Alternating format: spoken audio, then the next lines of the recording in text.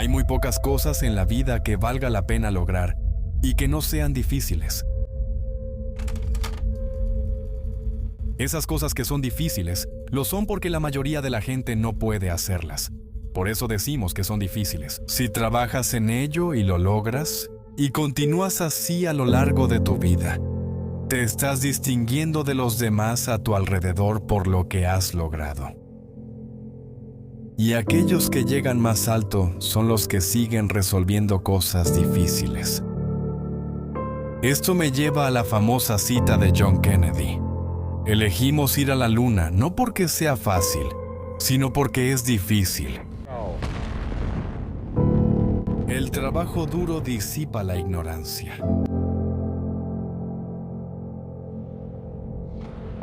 Dijiste que te lo dijeron, así que tienes que creerlo. Yo nunca te exigiré que creas en nada. Bien por ti, hermano. Solo será así. Solo se tratará de qué tan convincente es la evidencia para ti.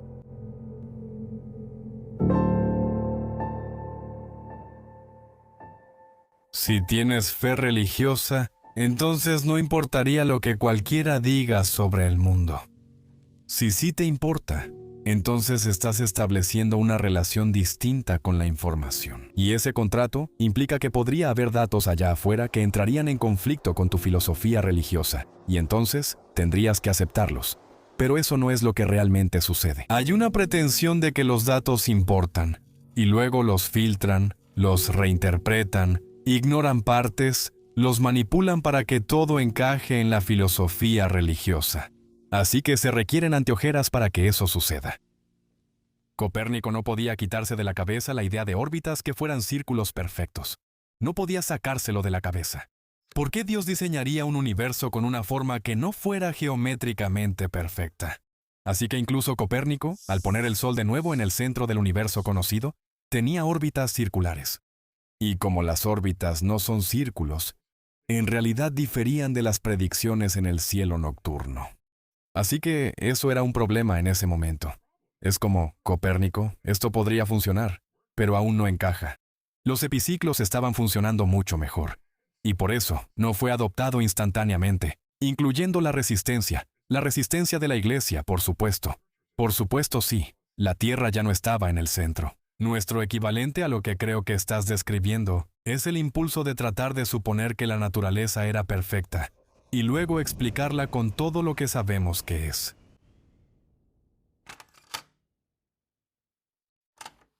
Me veo a mí mismo como un educador responsable. Y en ese papel, si quieres poner tus filosofías de la creación en un salón de ciencias, yo me voy a parar en la puerta y lo voy a impedir. La ciencia consiste en tomar aquello que desconocemos y averiguarlo.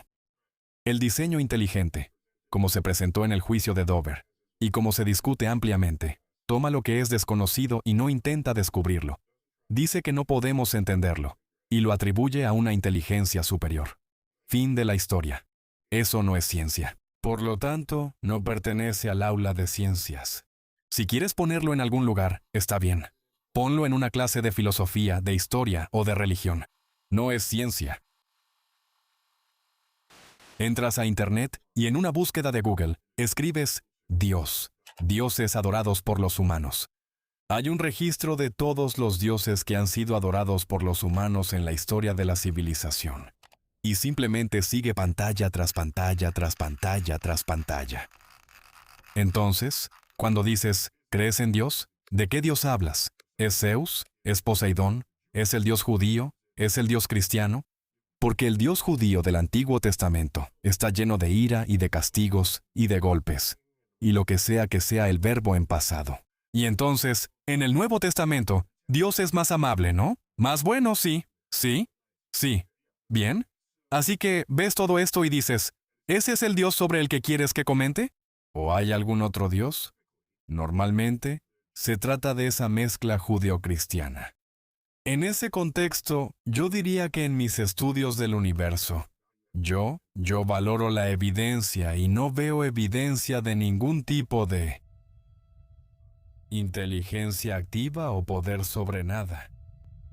Mientras más observo el universo, menos convencido estoy de que haya algo benevolente ocurriendo. Así que si tu concepto de un creador es alguien que es todopoderoso y totalmente bueno, no es una combinación poco común de poderes que podrías atribuirle a un creador, todopoderoso y totalmente bueno.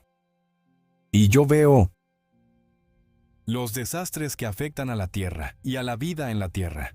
Volcanes, huracanes, tornados, terremotos, enfermedades, pestilencias, malformaciones congénitas. ¿Ves esta lista de formas en que la vida se vuelve miserable en la Tierra por causas naturales? Y solo pregunto, ¿cómo lidias con eso? Así que los filósofos plantearon esto. Si hay un Dios, Dios o no es todopoderoso, o no es completamente bueno. No tengo ningún problema si, al investigar los orígenes de las cosas, nos topamos con el hombre barbudo. Si eso aparece, estamos listos para continuar. ¿De acuerdo? No hay problema. Simplemente no hay evidencia de eso. Y por eso a las religiones se les llama, en conjunto, credos, porque crees en algo en ausencia de evidencia. Eso es. Por eso se llama fe. De lo contrario, llamaríamos a todas las religiones evidencia, pero no lo hacemos precisamente por esa razón. Entonces yo recibo lo que todos describen como las propiedades que serían expresadas por un ser todopoderoso en los dioses que adoran. Busco eso en el universo y no lo encuentro. Así que yo sigo sin estar convencido. Pero si tienes alguna buena evidencia, tráela. Tráela. Está bien. Y por eso no empiezo con esa información porque lo que yo creo debería ser irrelevante para cualquiera. No se trata de mí, se trata del mundo real. Yo tengo que, como, tratar de usar tu lógica contra ti, pero no somos nosotros quienes definimos qué es bueno y qué es malo. Entonces vemos un tsunami que acaba con un montón de personas y nosotros como seres humanos decimos, wow, eso es malo, porque nosotros definimos lo que es malo. Quizá en la mente de Dios, en sus ojos o lo que sea, eso no es malo. Bueno, pero tú mismo defines lo que es Dios. Vaya. Wow, eso es. Entonces, ¿por qué? ¿Por qué tienes el poder de definir quién y qué es Dios, pero no tienes el poder de definir qué es lo bueno? Y mi punto es que nosotros simplemente no lo sabemos todo, ni siquiera. Ni de cerca. Claro, entonces. Por lo tanto, si vas a decir que Dios realmente es bueno, y 250,000 de personas muriendo por un terremoto y un tsunami, y otros desastres naturales, y Dios, supuestamente, tiene control sobre eso, y Dios es bueno, entonces tenemos que decir que Dios obra de maneras misteriosas, ¿verdad?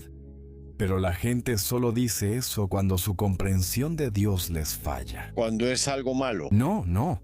Cuando no pueden entenderlo dicen, Dios obra de maneras misteriosas. Pero de alguna manera en todos estos otros casos, sí lo entendiste. ¿Cómo puedes decir, bueno, esto es obra de Dios? ¿Eres tú quien hace la obra de Dios? Dios quiere que hagas esto. De alguna manera, conoces los motivos de Dios en todo lo demás. Pero cuando 250,000 de personas mueren, Dios obra de maneras misteriosas. ¿Por qué tú? ¿Por qué?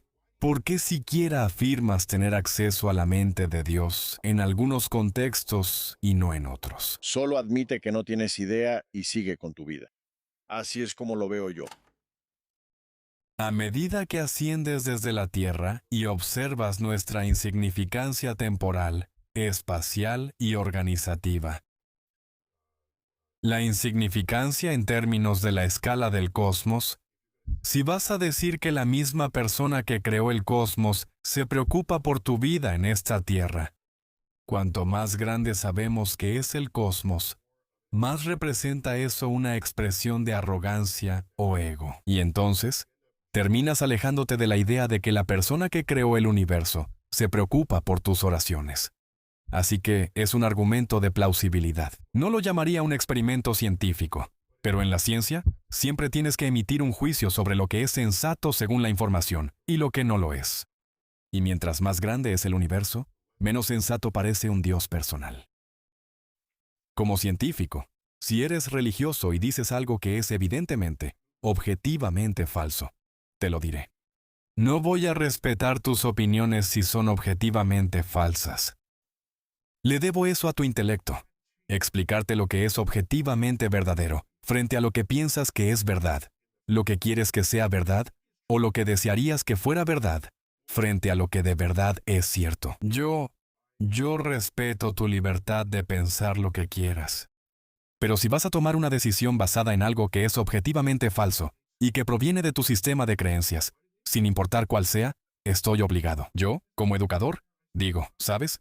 Eso no va a funcionar. O aquí está la razón por la que no va a funcionar. Estás aconsejando a alguien más que no sabe lo suficiente. Y eso no es lo mejor para ellos. Sí, lo voy a decir.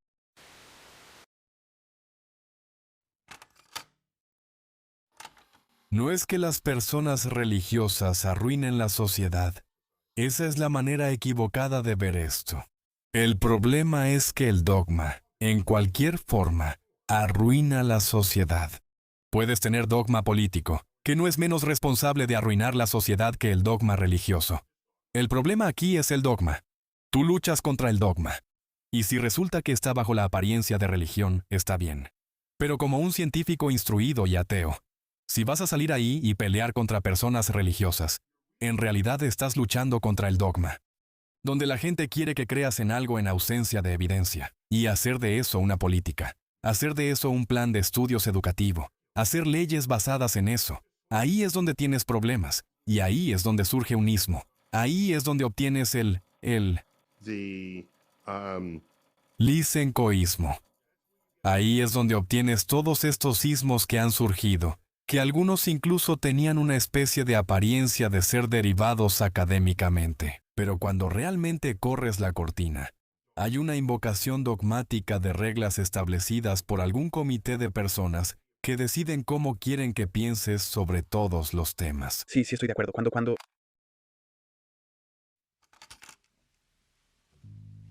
Mi impacto sería: la gente aprende de mí de una manera que se sienten fortalecidos por lo que les enseñé, para que cuando piensen en lo que aprendieron de mí, ya no piensen en mí, piensen en su propia comprensión de cómo funciona este mundo. Y para que me vuelva irrelevante de ese ejercicio. Y porque si la gente dice que esto es cierto porque Tyson lo dijo, entonces he fallado. Así no se le enseña a alguien. Eso es enseñar apelando a la autoridad. Yo no, ¿sabes? Eso no. Quiero enseñarte cómo pensar sobre el mundo. Y entonces tú dices, tengo una nueva forma de entender el mundo. Y simplemente te vas. No, ni siquiera miras atrás porque se ha despertado en ti un nuevo nivel de hambre. Y los métodos y herramientas para alimentar esa hambre ahora están a tu alcance. Así que mi impacto sería que otros se vean impactados. Y ni siquiera recuerden que yo tuve algo que ver con eso. En mi lápida quiero el epitafio: avergüénzate de morir hasta que hayas logrado alguna victoria para la humanidad. Ese es un hombre duro. Yo puedo apoyar eso. Y una victoria para la humanidad no es una victoria para ti mismo. No son estatuas. No es tu nombre. Es simplemente que la humanidad esté mejor. Cualquiera de nosotros, creo, debería querer que el mundo esté un poco mejor gracias a que viviste en él. Eso no significa que la gente te alabe. No, ni siquiera se trata de eso. Pero, ¿qué tienes para dar sin ¿Expectativa de recibir algo a cambio? la medida de si aprendes algo no es si te pareció obviamente cierto a primera vista?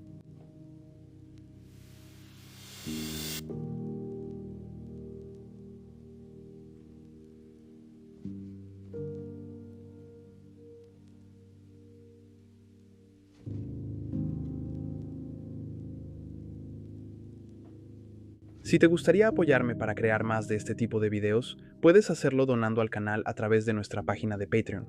Esto también te dará acceso anticipado a videos y actualizaciones del canal. También tendrás acceso a nuestro servidor de Discord, donde podrás participar en discusiones y debates con otros miembros de nuestra comunidad. Puedes revisarlo haciendo clic en el enlace en la descripción del video.